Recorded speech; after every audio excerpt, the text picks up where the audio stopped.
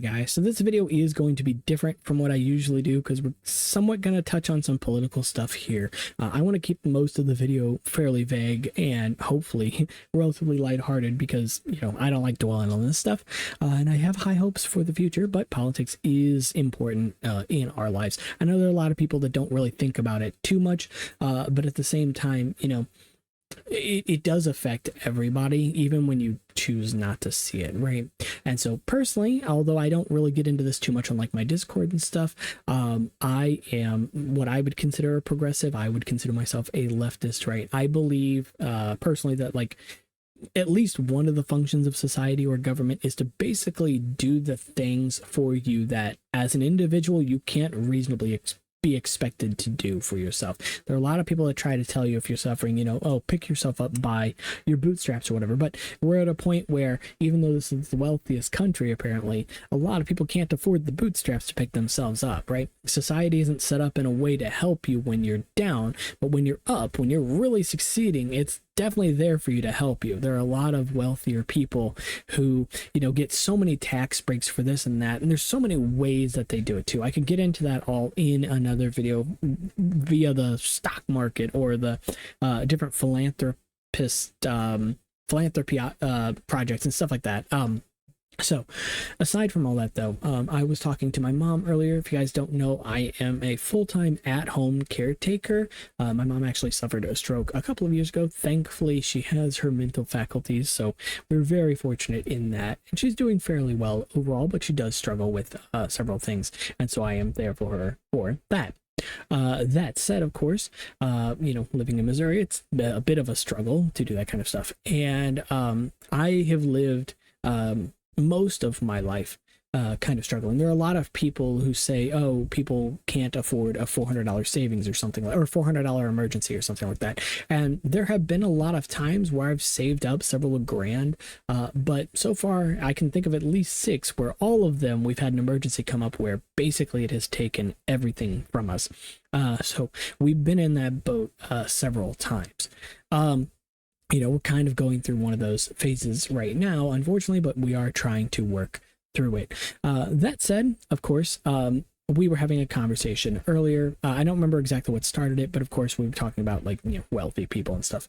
And so it reminded me of this, sort of an analogy that I somewhat figured out. I don't know if it's an analogy, if it's the proper term, but back in high school, I had a like film studies class. I don't remember exactly what it was about, but essentially you watched older videos and studied older videos and movies and stuff like that. And I remember that one of the episodes or things that we watched was an episode of I Love Lucy, which is still a fairly popular property, so I'm sure many people know about it. And if you've seen any episode of that show, you've probably seen the Chocolate Factory one. It's like one of the most famous episodes of that show. I'm not too familiar with any of the episodes, but I have seen that because that's what we watched in the film studies class. That's redundant. Anyway, but it reminded me, or it made me think of this aspect of, reality where rich people essentially make so much money that like they don't work that many times harder than anybody else, but they make that many times more money. Like you hear all these stories about like Jeff Bezos making like X thousands of dollars a minute and stuff. And it's like, he's not working X thousands of dollars or X 1,000 times harder than anybody in any given minute. But the reason he makes that money is, well, through several means, but one of them is that the way that our society has kind of set up businesses like this is like an assembly line almost, where, yeah, you have dollars flowing by you and you can try and pick up as many as you can, but inevitably that line's going so fast, intentionally so fast, that you can't grab it all. So where's that money going? It's going to, people like Jeff Bezos stuff, all that extra money. It's taken from your labor, right? In a lot of ways. It's not the only way that these rich people make money, but it is definitely one way that they do it. And so, I just thought about the whole, chocolate assembly line thing, just replacing the chocolate with dollars. You can grab as many as you want. You can put them in whatever pockets you have, but inevitably, you can't get it all. And so someone else is going to get it. And it's unfortunate because there are some people that defend rich people. It's not many. If you ask like 9 out of 10, most people are going to say they don't like rich people. But occasionally there are people, most often in positions of power, that are like, yeah, we're going to defend them. Or if we don't defend them out loud, we're definitely going to do it behind closed doors. Which is why a lot of people have a very poor view of our political just system in general in the United States. There's a lot of problems with it, but anyway, I wanted to end this on a bit of a lighter note. I do think that in some ways we are headed in the right direction.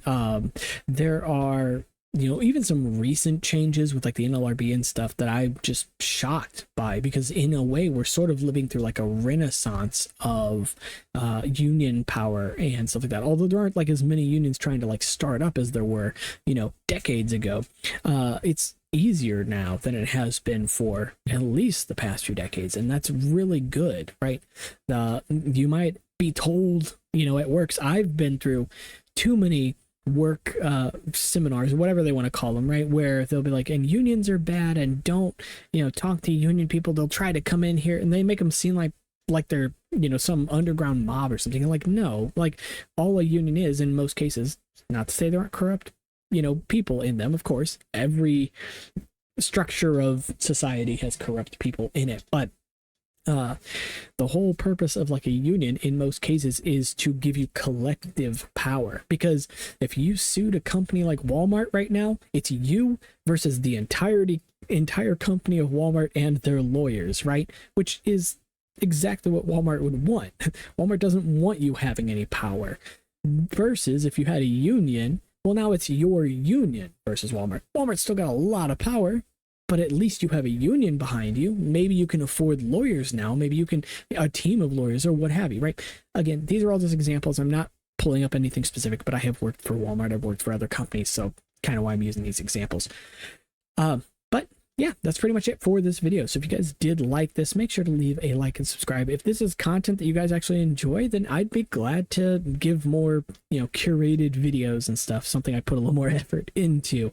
But, it's important to me, like I said, in my personal life. So I wanted to talk about it at least a little bit, if for no other reason than to tell you guys kind of where I stand. I think that is a responsible thing to do when you've got at least a little bit of an audience now. I will say that I am not right on everything. There are a lot of opinions that have changed for me even in the past few years. Part of that just through like osmosis, learning about people who maybe I didn't know about before. And I think that that's like the number one indicator of your politics, is just who you surround yourself with. Because if you surround yourself with this homogenous group of the same type of people, you're probably going to be a lot more closed-minded than if you have people from all different backgrounds, from all different cultures. The world is a beautiful place, and you're not often shown that. A lot of what you see on TV, we'll get into it in a different video if I make another one. So let me know what you guys think. Of course, my links will be found in the description below. Like I said, leave a comment, let me know what you guys would like me to talk about next. It could be bionicle stuff if you want it to. It could be fruit, it can be Lego, it can be Exoforce, it can be political stuff if you want. So I'll see y'all in the next one. Of course, make sure to, get out there, take care. Fall's coming up over here in the US, so enjoy the outdoors, right? All right, see you on the next one.